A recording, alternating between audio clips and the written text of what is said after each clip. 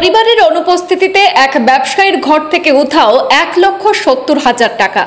জানালা ভেঙে ঘরে ঢুকে দুঃসাহসিক চুরির ঘটনায় বাজারিছড়া শ্রীনগরের চাঞ্চল্য।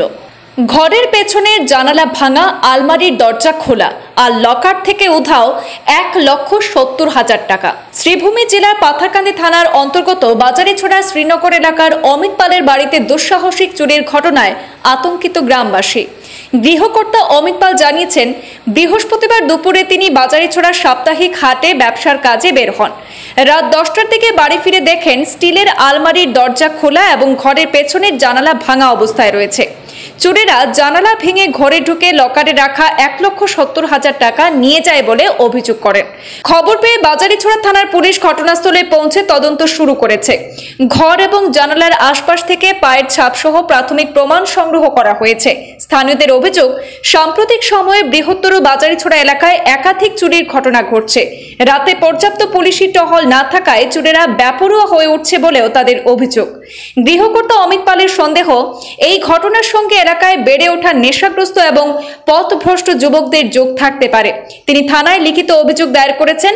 ঘটনার পর গ্রাম জুড়ে নতুন করে আতঙ্ক ছড়িয়েছে। স্থানীয়দের দাবি, পুলিশ যেন রাতের টহল জোরদার করে এবং দোষীদের দ্রুত গ্রেপ্তার করে।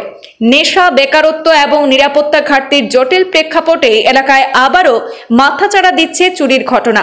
বাজারিছড়াবাসীর দাবি, পুলিশ যেন কঠোর নজরদারি চালিয়ে এলাকায় শান্তি এবং নিরাপত্তা নিশ্চিত করে।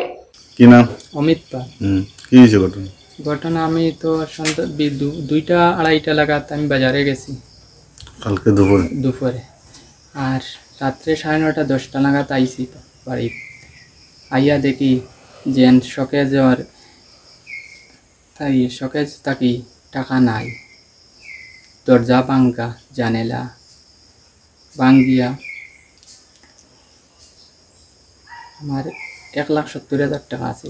মাজনের 40-50,000 টাকা দিতাম, বাকি টাকা আমার আছে, সব নিয়ে গেছে। ঘটনা তো সন্ধ্যা বা 7টা-7:30 লাগাতে।